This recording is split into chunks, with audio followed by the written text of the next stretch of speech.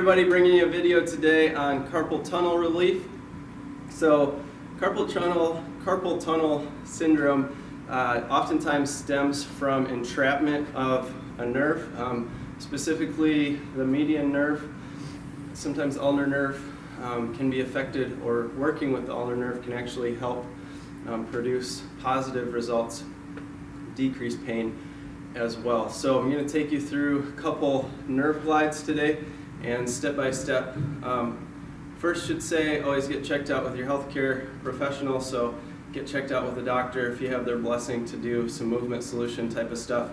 Then this might be one of those things that can help. So let's start with the median nerve. As we start here, just want to say too, keep the intensity low on these. So should be a 3 or below on a scale of 10. So if that's too complicated for you, let's take it to a scale of 5 and then a 2 or below for intensity. The purpose of this is to get the nerve moving, but we also are putting a little bit of tension on the nerve, so we don't want that to be too much tension. Don't stress the nerve too much. So that being said, as soon as you start to feel like a little bit of tingly, nervy type sensation down the arm, in the shoulder, down into the hand even, you want to stop the drill at that point and work there first. So we're going to go through kind of some movement stacking, and you don't need to continue in the movement stack if you found that you already have the spot where you're getting that 2 out of 5 or 3 out of 10 nervy type of sensation, because you're already flossing the nerve, and that's the purpose of the drill. So you don't need to continue on into the hierarchy of the steps. So the first piece that we're going to do here is extend the fingers, extend the wrist. So fingers open, wrist extended. I'm then going to turn the thumb out to the side and press my shoulder down slightly. You're already getting a nervy sensation again, like that might be where you need to work. If you need additional movement to create a tensioning on the nerve, we can take the head away. So from this position, shoulder blade down, wrist extended, head away, elbow extended, we're going to work sequentially up the arm in slacking and then tensioning the nerve to get that nerve moving. So this is the median nerve again, and the first thing we're going to do is just start with flexion extension at the wrist. So you can do a few of those.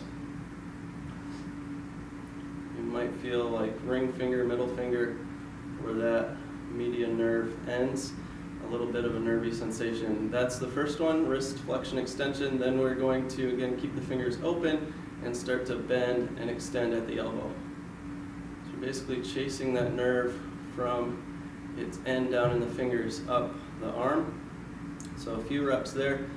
Doesn't have to be a lot of reps, again keeping the intensity low. The next one we're going to move into is the shoulder. So wrist extended again, we're just going to lift and then press down through that shoulder. And again, if the head movement was not necessary, you don't need to do that. If it was to produce a 2 out of 5, we're going to bring the head away and then finish by working head into neutral and then head flex laterally away from that side. Another quick note, if these are too intense on the affected side, you can actually produce a good amount of benefit by working the median nerve on the opposite side. So if it's right side is affected and it's too intense to work through that on the right side, go ahead and do your median nerve flossing on the left side and then try it out consistently for a week or so and see if you start to see benefit. So that's the first one. The second one is the ulnar nerve. So we're going to work again like sequentially, kind of stacking the movements on top of each other. The first here again is to extend the wrist. We're then going to bend at the elbow, keeping the wrist extended, send the elbow out to the side, and then keep the thumb forward and fingers again like blade open. So from here, shoulder blade down. If that's all you need and you're feeling a little bit of a nervy sensation through the elbow and then out to your pinky finger, ring finger, then you're good there. That's all you need to do. You can still do some of the detensioning work at the wrist, detensioning work at the elbow,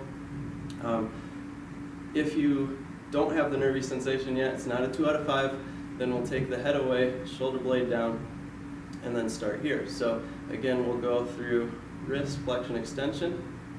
Step 1, just 3 to 5 reps. Then we're going to tension out, kind of slack that nerve at the elbow, and then bring it back in. Wrist extended, still head away, shoulder down, and then we'll move into the shoulder. So lifting, elevating, and depressing the shoulder blade is going to slacken and retension the nerve. And then the last piece, again coming into head and neck. So consistency is super important with these drills. You're going to see the most benefit from doing them a couple times a day for a week or two. Let us know if they help.